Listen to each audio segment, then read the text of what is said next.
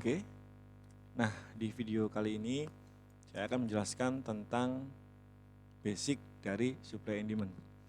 Sebenarnya ada 4 hal yang kita ambil dalam supply and demand.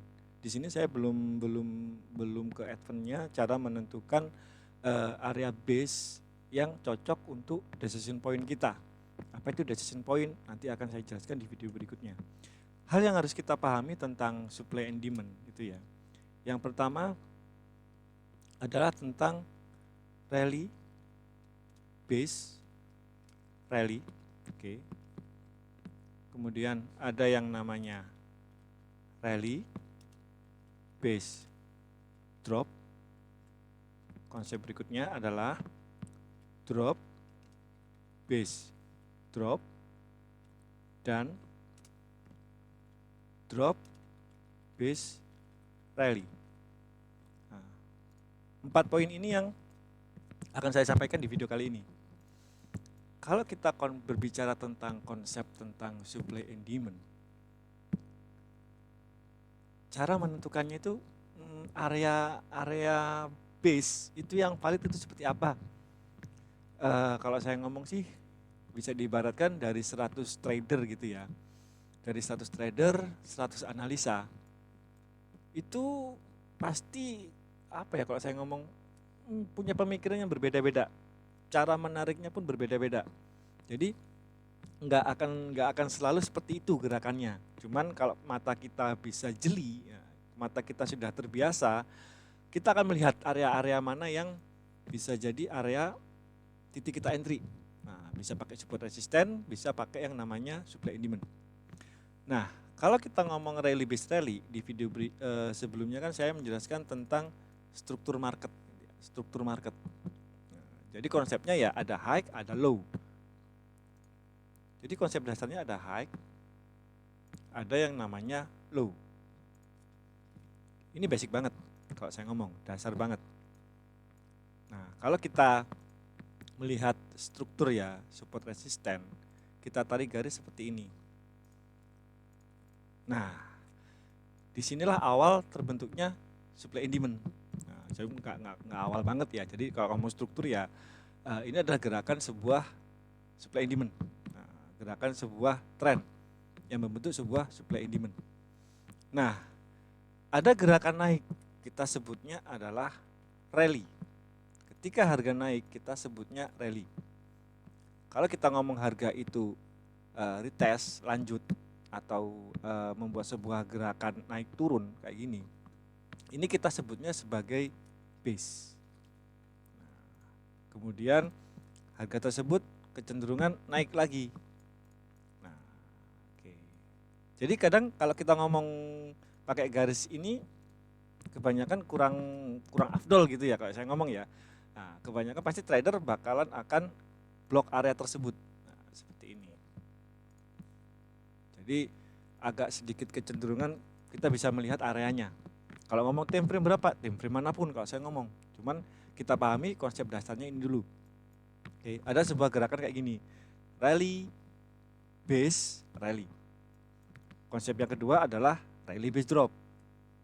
Gerakannya seperti ini.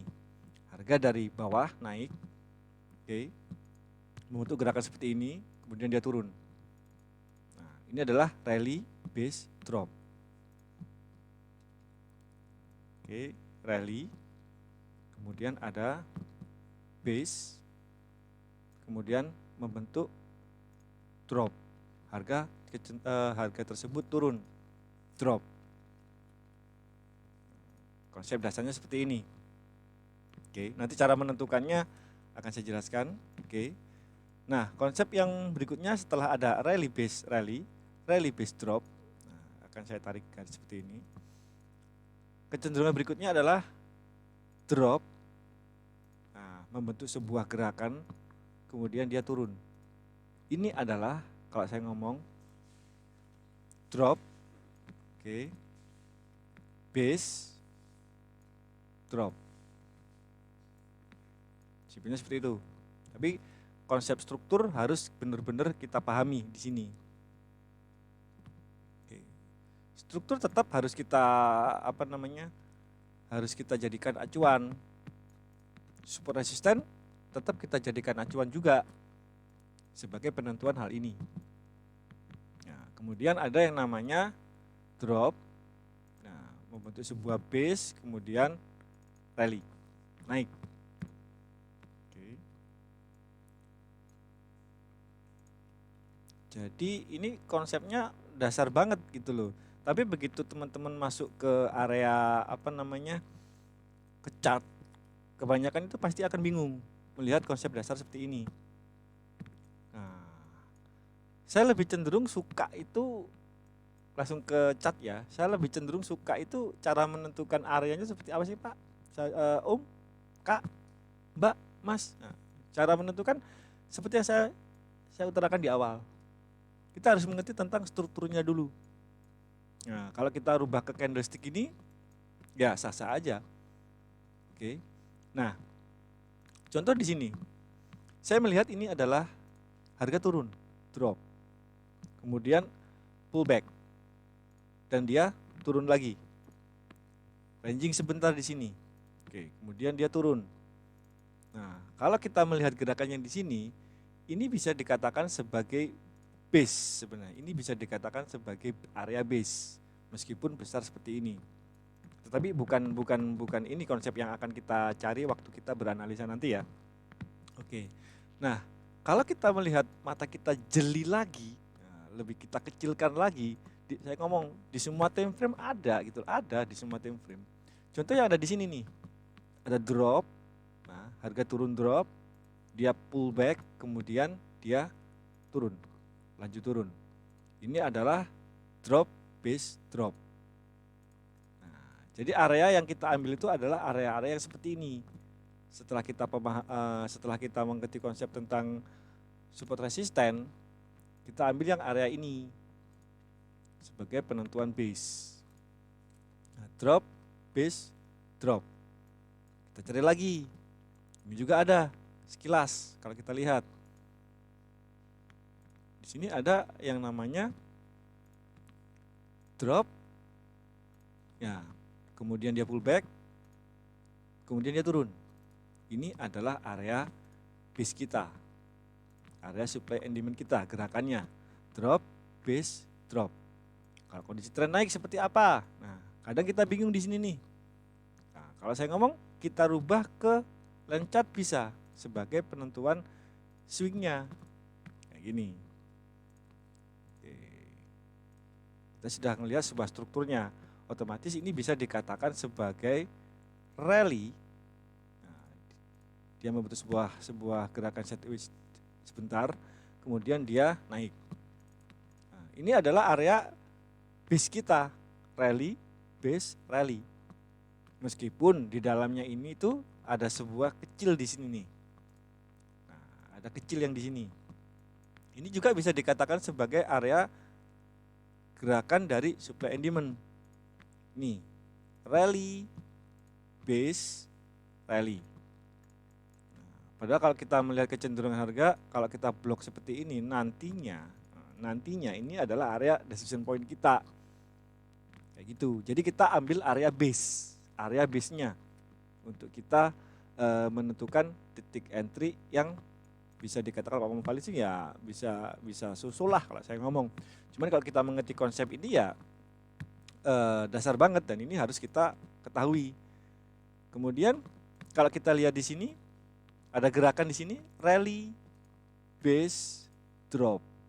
Nah, ini adalah area supply kita, area base, ya, supply, nah, area base kita, rally, base, drop. Nah, di setiap gerakan pasti itu akan ada, Cuman yang valid yang mana? Nah, rally, base, drop. Nah, rally, base, drop. Ini adalah area base kita. Ya. Jadi kita bisa ambil di tengah, kita bisa ambil di ujung, sesuai konsep dasar yang saya jelaskan tadi, cara menentukannya, ini adalah konsep dasar. Nah, cara menentukan yang valid itu yang gimana sih? Nanti mungkin di video yang lebih advance nanti akan saya jelaskan tentang base mana sih yang cocok untuk titik entry. Kayak gitu. Sebelum saya menjelaskan tentang apa itu yang namanya flag, apa itu yang namanya flag limit. Nah, itu macam-macam, banyak. Jadi ini saya lebih jelaskan ke basicnya dulu. Oke. Nah, jadi mungkin di YouTube manapun teman-teman bakalan ngerti konsep ini. Hanya saja penentuan base yang valid itu yang seperti apa? Nah, nanti di video berikutnya akan saya jelaskan, terutama di level advance-nya. Jadi, bagaimana cara menentukan area decision point untuk kita entry. Nah, decision point adalah area entry, kalau saya ngomong, sebelum kita membahas yang lebih advance lagi. Oke, jadi mungkin di video berikutnya akan saya jelaskan tentang inverted hand shoulder dan Quasimodo. Oke, jadi ini saya karena durasinya cuma 15 menit maksimal, saya percepat aja. Jadi nanti akan saya simpelkan. Untuk yang lebih advance-nya, lebih detailnya di video berikutnya akan saya jelaskan. Oke, terima kasih.